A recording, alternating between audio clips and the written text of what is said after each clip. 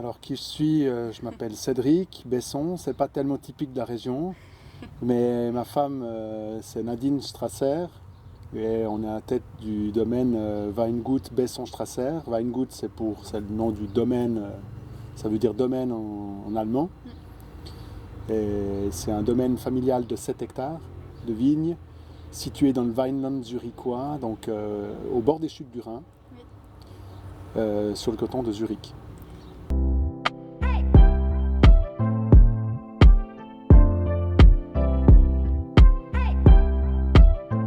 Ce qui l'a rend unique, je dirais peut-être pour le canton de Zurich, c'était un des plus grands cantons viticoles il y a une centaine d'années à peu près. Donc il y a eu quand même une histoire avec la vigne et le vin dans ce canton-là. Sur le Weinland, plus spécifiquement, c'est la région où il y a le plus de vignes sur le canton de Zurich. Et ce qui est très intéressant, c'est que les vignes, on a à peu près 350 hectares, 370 hectares. Elles ne sont pas d'un tenant, c'est un petit peu dispatché dans toute la région. Donc on a vraiment une belle région avec une belle biodiversité et un mix un petit peu de grandes cultures, de vignes et de cultures fruitières aussi qui a pas mal d'importance dans la région.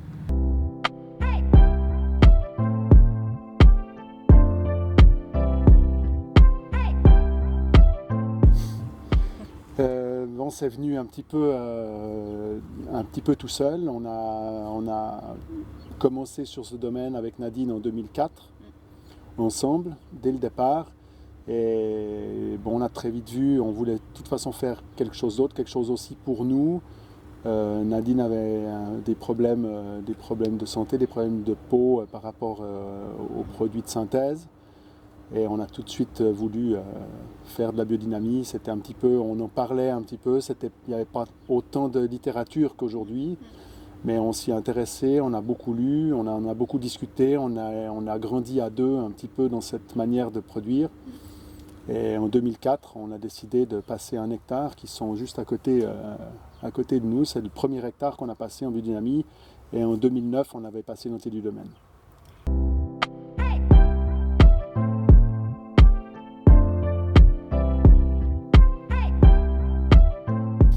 Je pense que sur le pinot noir, il n'y a pas de terroir particulier, il y a des terroirs répartis dans le monde entier. C'est quand même un cépage planté dans le monde entier. La spécificité de la région, je dirais qu'on est sur une plaine qui a été creusée par trois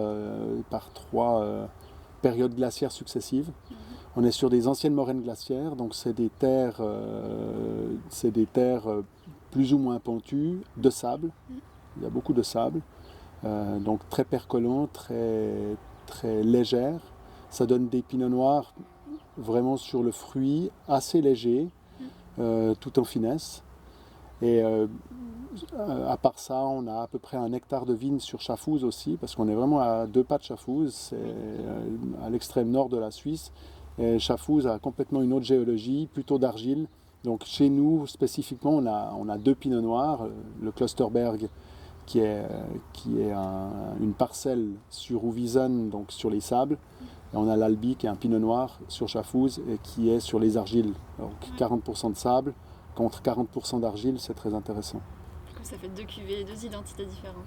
Du coup, ça fait 2 cuvées, 2 identités différentes qui mettent les chutes du Rhin, si on veut, au milieu, au centre de tout, parce que c'est les chutes du Rhin, cette cassure, c'est la plus grande chute d'Europe d'eau. Et c'est vraiment une cassure géologique, si on veut. Donc ça, en 20 minutes, à 20 km de distance, on a 2 géologies complètement différentes. Alors moi, je viens du canton de Vaud, donc je connais le chasselas. Mais je dis toujours, sur le canton de Vaud, on avait 70% de chasselas pour 30% de cépages rouges. Et la Suisse allemande, c'est tout le contraire. C'est 70% de cépages rouges et c'est le pinot noir pour 30% de blanc. Et le pinot noir, c'est vraiment la grosse part de la Suisse, évidemment, de toute façon, mais de la Suisse allemande. Donc les terroirs suisses allemands sont les terroirs à pinot noir, à mon avis. Et ce qui est intéressant, c'est que la Suisse allemande, c'est peut-être moins une région donnée, c'est plusieurs régions. Ça va d'Argovie, en passant par Bâle, Schaffhouse, Zurich où on est ici, Turgovie, et ça finit dans les Grisons. Donc on a vraiment tout le côté Suisse orientale qui nous offre plein de belles choses.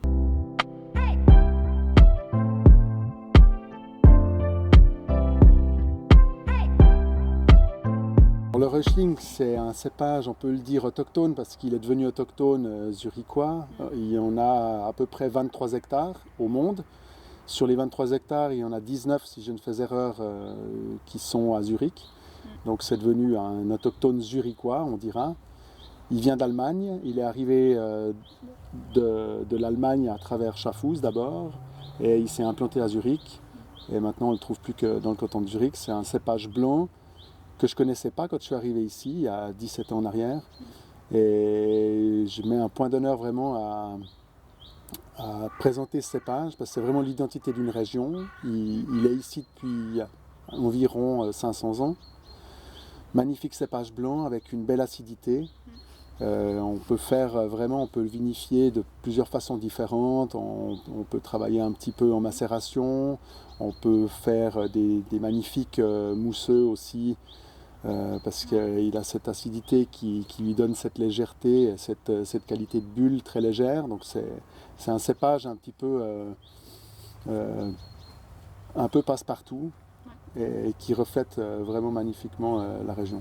Et il vieillit bien, tu as eu des occasions de goûter des vieux? Et c'est un cépage qui vieillit très très bien. Il y a une cave à Zurich qui a des vieux millésimes dans sa cave.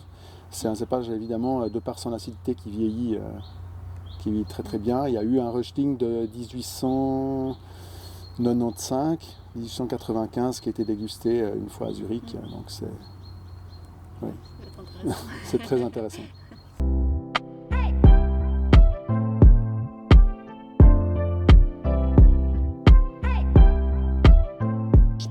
Je pense que la vigne a toujours été dans la région, à mon avis. Toujours été.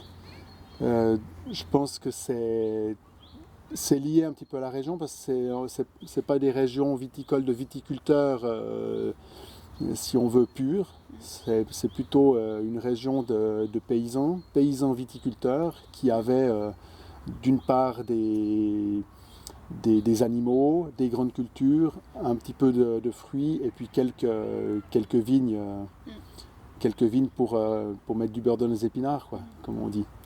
Donc je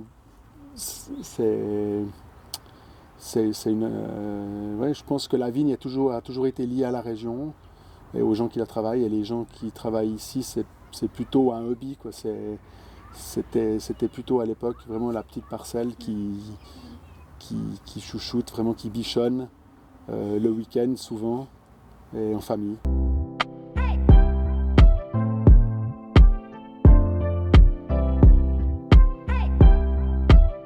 Alors maintenant ça commence à se professionnaliser, donc c'était pas trop professionnel il y a peut-être une vingtaine d'années en arrière, dans le sens où professionnel c'était plutôt des producteurs de raisins qui livrent des grosses caves coopératives. Il y en a 3 ou 4 dans la région.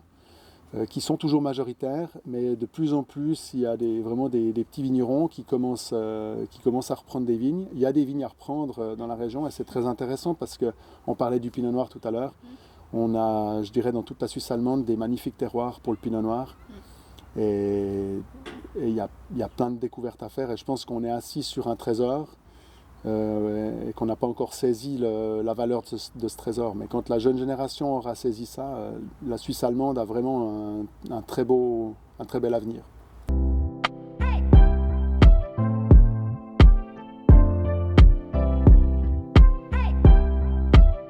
Il y a une évolution, on exporte un tout petit peu, à peu près 5% de la production. C'est pas forcément le but d'aller... alors on a une petite cave familiale. De 7 hectares, on n'a pas non plus forcément les quantités nécessaires à faire vraiment de l'export. On exporte un petit peu dans les pays limitrophes. J'ai moins envie d'aller exporter à l'autre bout de la planète pour des raisons plutôt d'idées qu'on a, vu qu'on travaille en biodynamie. Ça ne va pas à contresens parce que ça coûte des fois moins cher d'exporter une palette que d'aller livrer 12 bouteilles à Lausanne. Mais en Suisse, on a quand même, on a quand même une belle clientèle, on a quand même beaucoup de gens qui s'intéressent maintenant au vin suisse. Je pense que ça peut être intéressant aussi de montrer aussi en Suisse ce qu'on sait faire. Et la Suisse est un pays de tourisme. Donc il y a beaucoup de touristes qui viennent dans les stations de ski en hiver, dans les grandes villes en été aussi, Zurich, Genève, Berne, Bâle. Et je pense qu'il y a aussi quelque chose à jouer. Mais évidemment que l'export est important, on se fait connaître aussi à l'export et on fait connaître les vins suisses. C'est un petit peu, je dirais, plus notre part pour les vins suisses, pour faire connaître les vins suisses en général à l'étranger.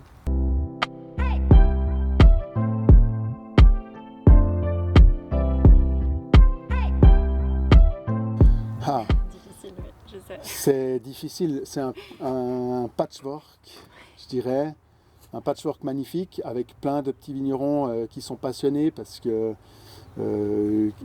j'ai l'impression qu'il y a un éveil maintenant en Suisse incroyable, avec une jeune génération, je me considère toujours jeune, disons à 40 ans, mais il y a plein de jeunes qui sortent des écoles maintenant, qui se sont professionnalisés magnifiquement, qui vont à l'étranger apprendre aussi, qui ramènent ce savoir. On est beaucoup plus ouvert qu'à l'époque, je pense, entre nous, on discute beaucoup plus entre les vignerons. J'ai l'impression qu'il y a moins un petit peu cette concurrence, si on veut. On n'est pas concurrent, on produit de toute façon de 40% de la consommation, donc il n'y a pas de raison d'être concurrent et je pense que ça fait vraiment avancer le vin suisse. Et de fil en aiguille, je pense que le producteur suisse est de plus en plus fier de ses vins et il a quelque chose à montrer au reste du monde, si on veut. C'est un petit pays avec beaucoup de terroirs différents et beaucoup de cépages différents aussi par rapport à ces régions. Donc je pense que c'est très intéressant.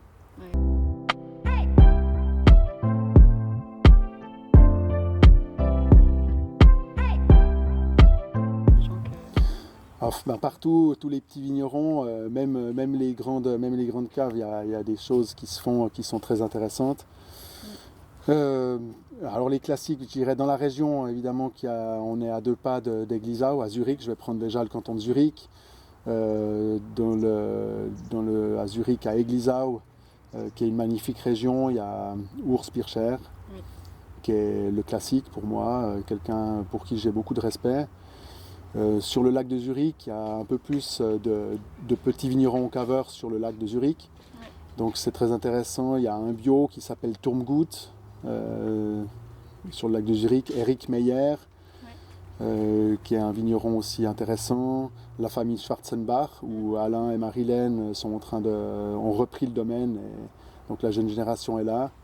Donc il y en a plein sur Zurich. À Schaffhouse, parce qu'on est à 2 pas de Schaffhouse, Baumann, le classique. Markus Ruhr, petit vigneron, 3 hectares, qui fait des super choses aussi. Et puis après, si je vais un peu plus large en Suisse allemande, je dirais en Argovie, Tom Litwan, qui est un très bon copain. La famille Obrert dans les Grisons, qui sont une famille magnifique aussi, qui travaillent en famille et qui sont des super vignerons. Il y en a plein. Hein. Qu'est-ce que je peux dire encore? Et puis après en Suisse, je dirais de toute façon maintenant la Romandie, il y a un petit peu une émulsion en Romandie. Il y a Javet sur le Vuy. Dans le Vuy d'ailleurs il y en a plein, hein, avec il y a Christian Vessa, j'ai dit Javet. Si on prend la Romandie sur tout ce qui est le canton de Vaud, les Cruchon, la famille Cruchon, évidemment, Paco, qui sont une très belle famille aussi. Donc voilà un petit peu. Il y en a plein partout. Les noms me manquent, mais il faut être intéressé puis aller un peu dans toutes les régions de Suisse.